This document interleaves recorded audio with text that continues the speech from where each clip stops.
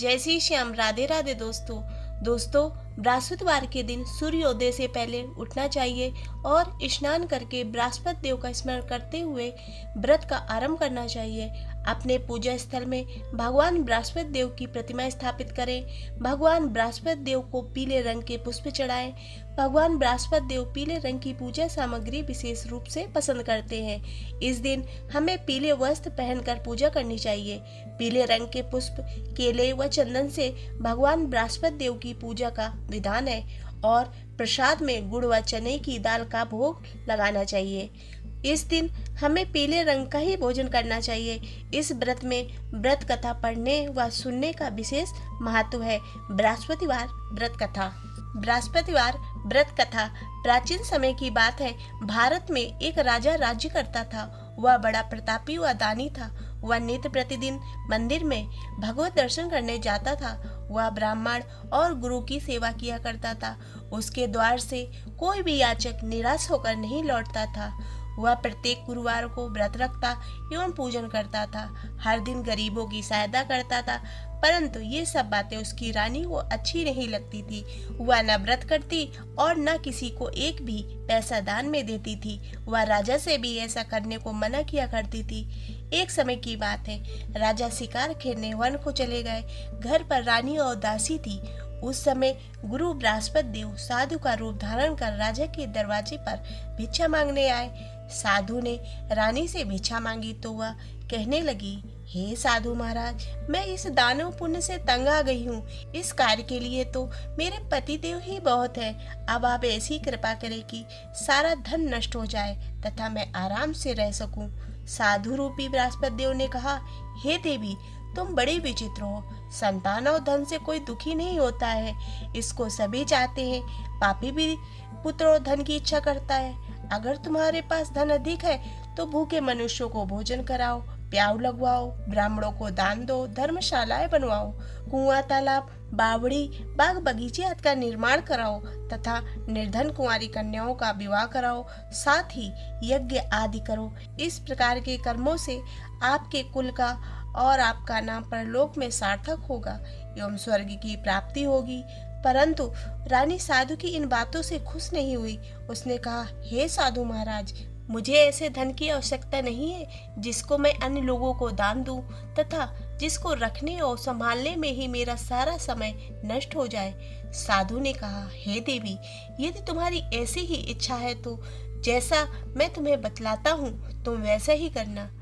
बृहस्पतिवार के दिन घर को गोबर से लीपना, अपने केसों को पीली मिट्टी से धोना, केसों को धोते समय स्नान करना, राजा से कहना वह हजामत बनवाए, भोजन में मांस मदिरा खाना, कपड़ा धोबी के यहाँ धुलने देना। इस प्रकार 7 बृहस्पतिवार करने से तुम्हारा धन नष्ट हो जाएगा। यह कहकर साधु महाराज रूपी बृहस्पति देव अंतर ध्यान हो गए। रानी ने साधु के कहने के अनुसार 7 बृहस्पतिवार तक वैसा ही करने का निश्चय किया। साधु के बताए अनुसार कार्य करते हुए केवल 3 बृहस्पतिवार ही बीते थे कि उसकी समस्त धन संपत्ति नष्ट हो गई। भोजन के लिए दोनों समय परिवार तरसने लगा तथा सांसारिक भोगों से दुखी रहने लगे। तब वह राजा रानी से कहने लगा कि हे रानी, तुम यहाँ पर रहो, मैं दूसरे देश को जाता हूँ, क्योंकि यहाँ पर मुझे सभी मनुष्य जानते हैं, इसलिए मैं यहाँ कोई कार्य नहीं कर सकता।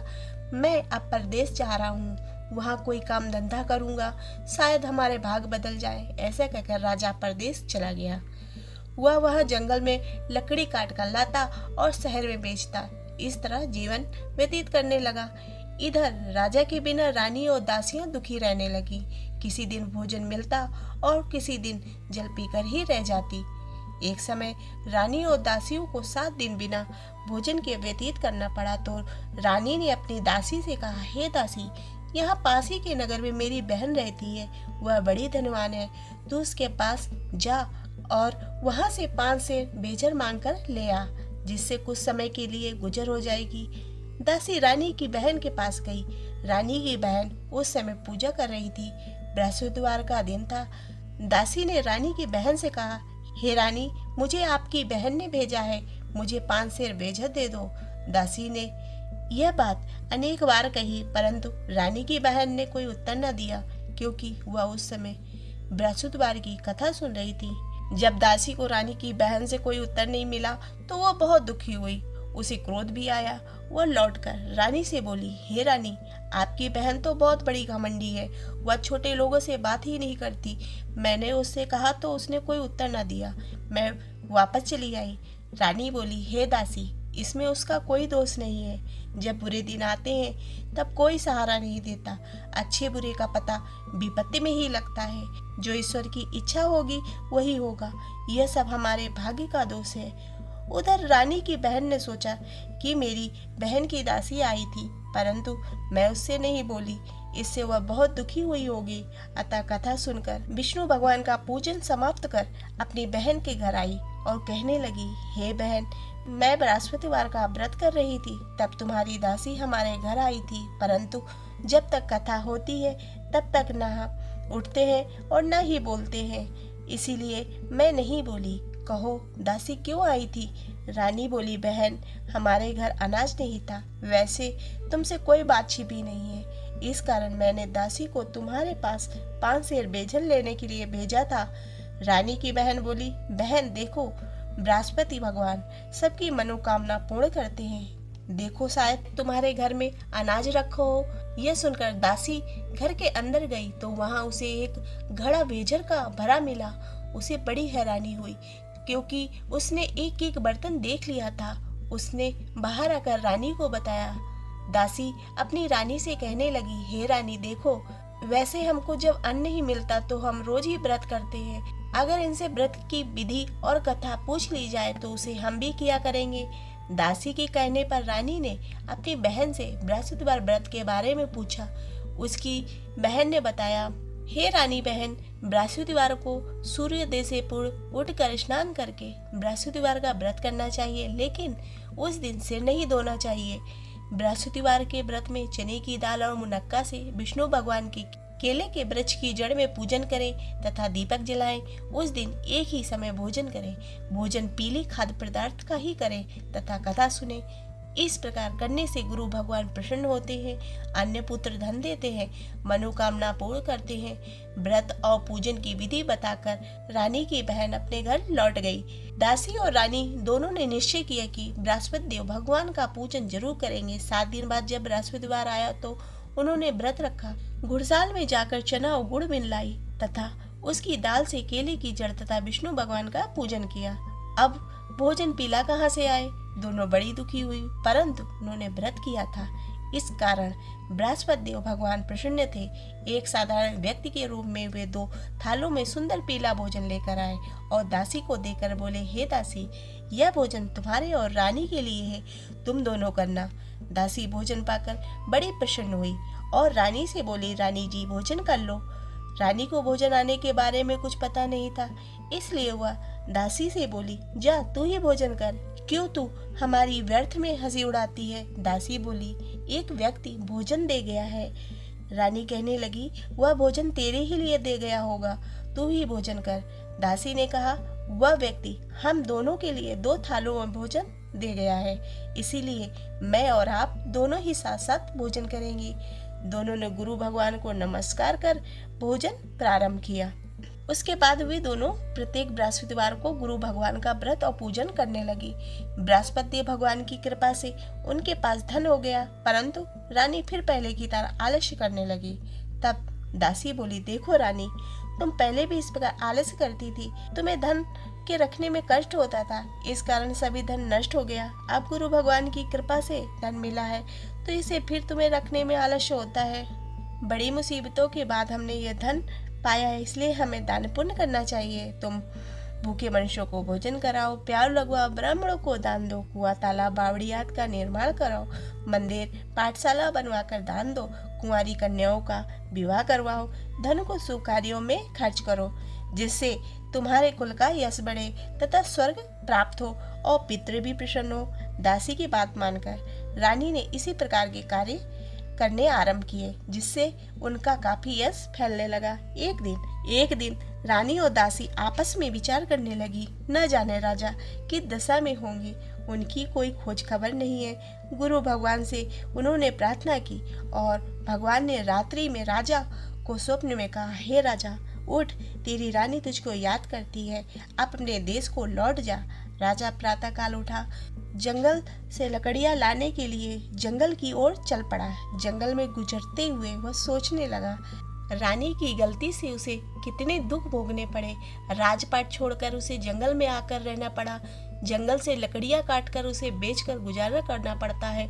उसी समय उस जंगल में बृहस्पति देव एक साधु का रूप धारण कर आए और राजा के पास आकर बोले, हे लकड़हारे, तुम इस सुनसान जंगल में किस चिंता में बैठे हो, मुझे बतलाओ। यह सुनकर राजा के नेत्रों में जल भर आया और साधु की वंदना करके बोला, हे प्रभु, आप सब कुछ जानने वाले हैं। इतना कहकर राजा ने साधु को अपनी संपूर्ण कहानी सुना दी। महात्मा दयालु होते हैं। वे राजा से बोले, हे राजा, तुम्हारी पत्नी ने बृहस्पति देव के प्रति अपराध किया था, जिसके कारण तुम्हारी यह दशा हुई है।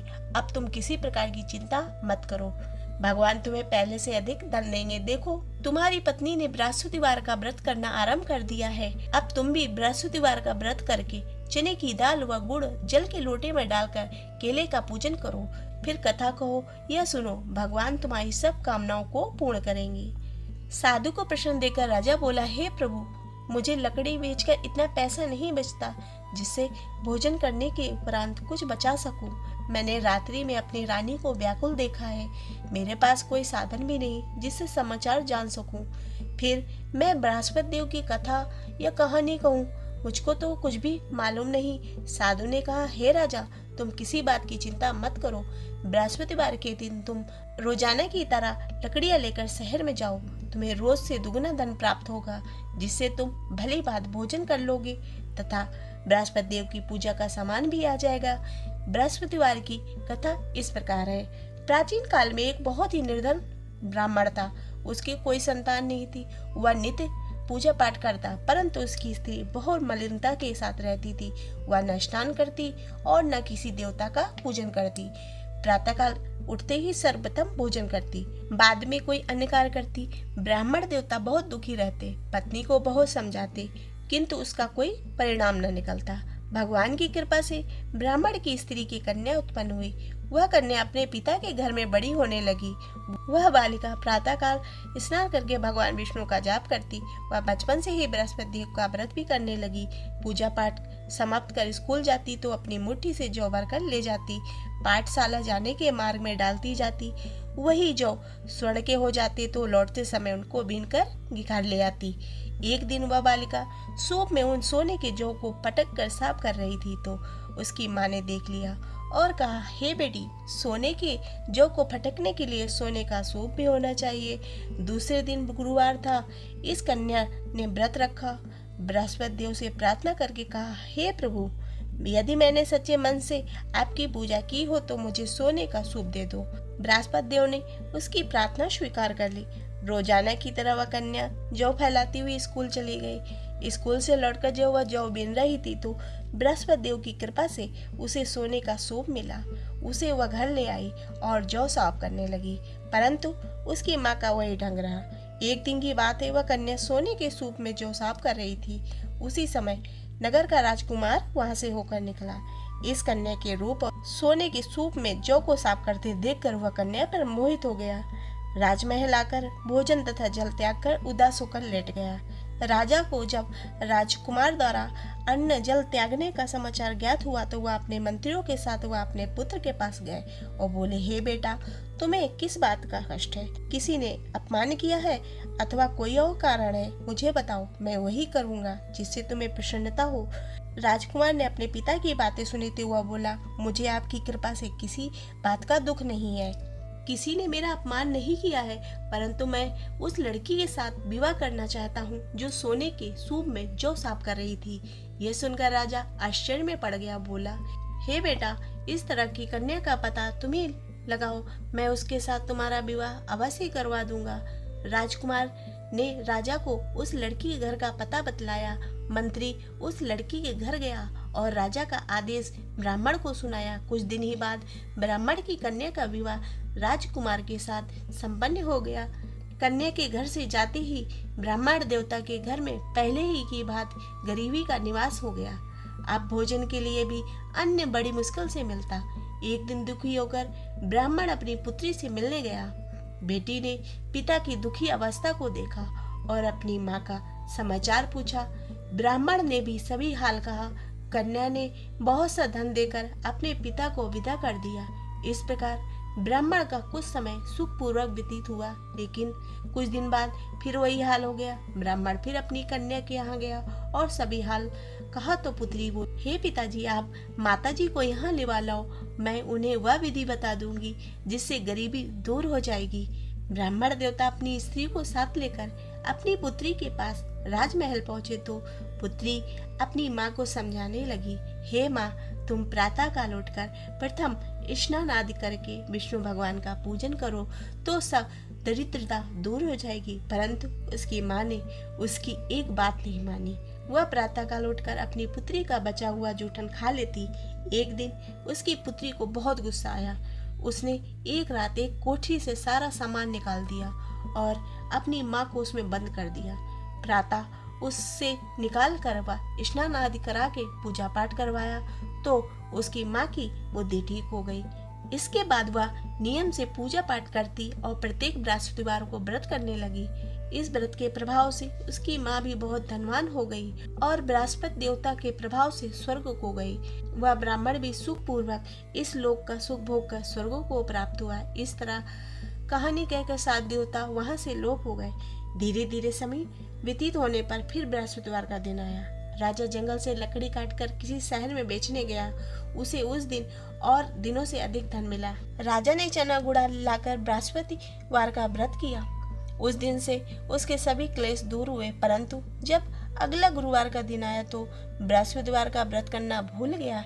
इस कारण बृहस्पति भगवान नाराज हो गए। उस दिन उस नगर के राजा ने विशाल यज्ञ का आयोजन किया था। अपने समस्त राज्य में घोषणा करवा दी थी कि कोई भी मनुष्य अपने घर में भोजन न बनाए तथा आग भी न जलाए। समस्त लोग मेरे यहाँ भोजन करने आवे। इस आज्ञा को जो न मानेगा उसको फांसी की सजा दी जाएगी। राजा की आज्ञा अनुसार राज्य के सभी वासी राजा के यहाँ भोजन करने आए, किंतु लकड़हारा कुछ देर से पहुंचा, इसलिए राजा उसको अपने साथ महल में ले गया। जब राजा लकड़हारे को भोजन करा रहे थे तो रानी की दृष्टि उस खूंटी पर पड़ी जिस पर उसका हार लटका हुआ था। उसे हार खूंटी पर लटका दिखाई नहीं दिया। रानी को निश्चय हो गया कि मेरा हार उस लकड़हारे ने चुरा लिया है। उसी समय सैनिक बुलाकर उसको जेल में डलवा दिया। जब लकड़हारा जेल में गया तो बहुत दुखी होकर विचार करने लगा, न जाने कौन से पूर्व जन्म की कर्म से मुझे यह दुख प्राप्त हुआ है, और उसी साधु को याद करने लगा जो जंगल में मिला था। तत्काल बृहस्पति देव साधु के रूप में प्रकट हो गए और उसकी दशा को देखकर कहने लगे, अरे मूर्ख, तूने बृहस्पति देवता की कथा नहीं की, इसी कारण तुझे दुख प्राप्त हुआ है। अब चिंता मत कर, बृहस्पतिवार के दिन जेल खाने के दरवाजे पर 4 पैसे पड़े मिलेंगे। उससे तू बृहस्पति देव की पूजा करना तो तेरे सभी कष्ट दूर हो जाएंगे। अगले बृहस्पतिवार को जेल के द्वार पर 4 पैसे मिले। राजा ने पूजा का सामान मंगवाकर कथा कही और प्रसाद बांटा। उसी रात्रि को बृहस्पति देव ने उस नगर के राजा को स्वप्न में कहा, हे राजा, तूने जिस आदमी को जेल खाने में बंद कर दिया है वह निर्दोष है, वह राजा है, उसे छोड़ दो। रानी का हार उसी खूंटी पर लटका हुआ है। अगर तू ऐसा नहीं करेगा तो मैं तेरे राज को नष्ट कर दूंगा।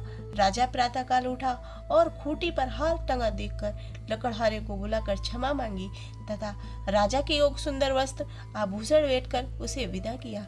गुरुदेव की आज्ञा अनुसार राजा अपने नगर को चल दिया।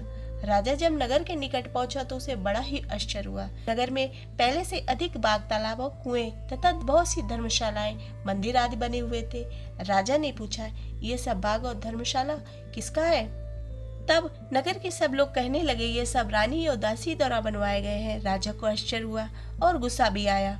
जब रानी ने खबर सुनी कि राजा आ रहे हैं तो उसने अपनी दासी से कहा, हे दासी, देख, राजा हमको बुरी हालत में छोड़ गए थे, वह हमारी ऐसी हालत देखकर लौट ना जाए, इसीलिए तू दरवाजे पे खड़ी हो जा।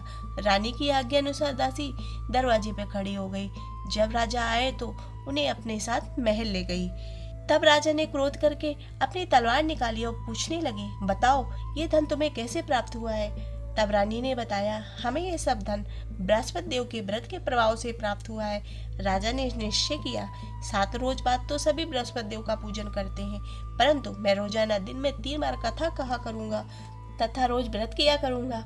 अब हर समय राजा के दुपट्टे में चने की दाल बंधी रहती तथा दिन में 3 बार कथा कहता। एक दिन राजा ने विचार किया, चलो अपनी बहन के यहाँ हुआ मैं। इस तरह का निश्चय कर राजा घोड़े पर सवार होकर अपनी बहन के यहाँ चल दिया। मार्ग में उसने देखा कुछ आदमी एक मुर्दे को लिए जा रहे हैं। उन्हें रोकर राजा ने कहा, अरे भाइयों, मेरी बृहस्पतिवार की कथा सुन लो। वे बोले, लो, हमारा तो आदमी मर गया, इसको अपनी कथा की पड़ी है। परंतु कुछ आदमी बोले, अच्छा कहो, हम तुम्हारी कथा को सुनेंगे। राजा ने दाल निकाली और कथा करनी शुरू कर दी। अब जब कथा आधी हुई तो मुर्दा हिलने लगा और जब कथा समाप्त हुई तो राम राम करते हुए मुर्दा खड़ा हो गया।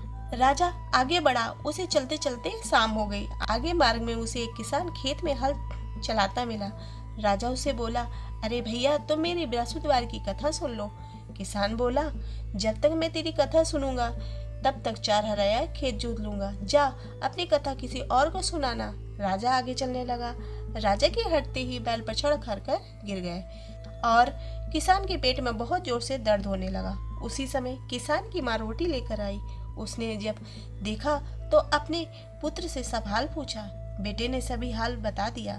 बुढ़िया दौड़ी दौड़ी उस घुड़सवार के पास गई और बोली, मैं तेरी कथा सुनूंगी, तू अपनी कथा मेरे खेत पर चलकर कहना।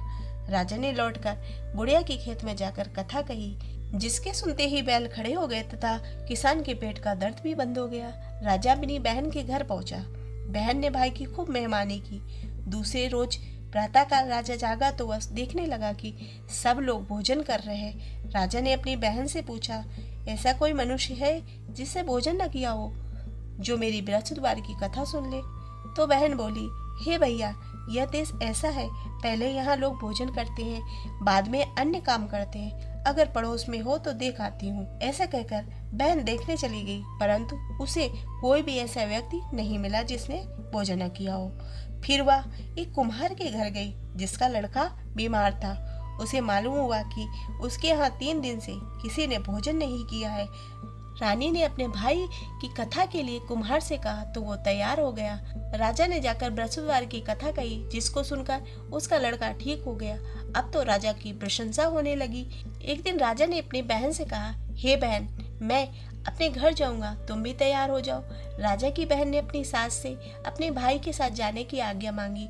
सास बोली, चली जा, परंतु अपने लड़कों को मत ले जाना, क्योंकि तेरे भाई की कोई संतान नहीं है। बहन ने अपने भाई से कहा, हे भैया, मैं तो चलूंगी, परंतु कोई बालक नहीं जाएगा। राजा ने कहा, जब कोई बालक ही नहीं चलेगा तब तुम जाकर ही क्या करोगी? दुखी मन से राजा अपने नगर को लौट आया। राजा ने अपनी रानी से कहा, हम निसंतान हैं, इसीलिए कोई हमारे घर आना पसंद नहीं करता। इतना कहकर वह बिना भोजन किए सैया पर लेट गया। रानी बोली, हे प्रभु, बृहस्पति देव ने हमें सब कुछ दिया है, वे हमें संतान भी अवश्य देंगे।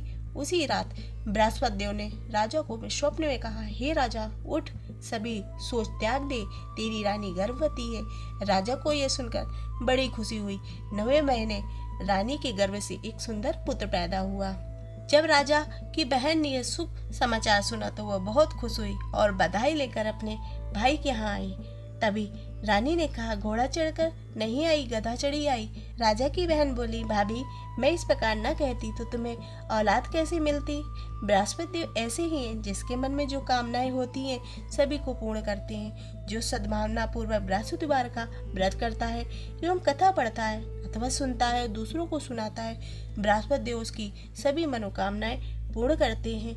बृहस्पति देव उनकी सदैव रक्षा करते हैं। जो संसार में सद्भावना व सच्चे हृदय से बृहस्पति देव का पूजन करता है, उनकी सभी मनोकामनाएं उसी प्रकार पूर्ण होती है। जैसे रानी और राजा ने बृहस्पति देव की कथा का गुणगान किया, उनकी सभी इच्छाएं बृहस्पति देव ने पूर्ण की। मनुष्य को हृदय में उसका मनन करते हुए जय जयकार करना चाहिए। बोलो बृहस्पति देव की जय हो। दोस्तों, आपको ये व्रत कथा पसंद आई हो तो इसे लाइक करें तथा चैनल को सब्सक्राइब करें।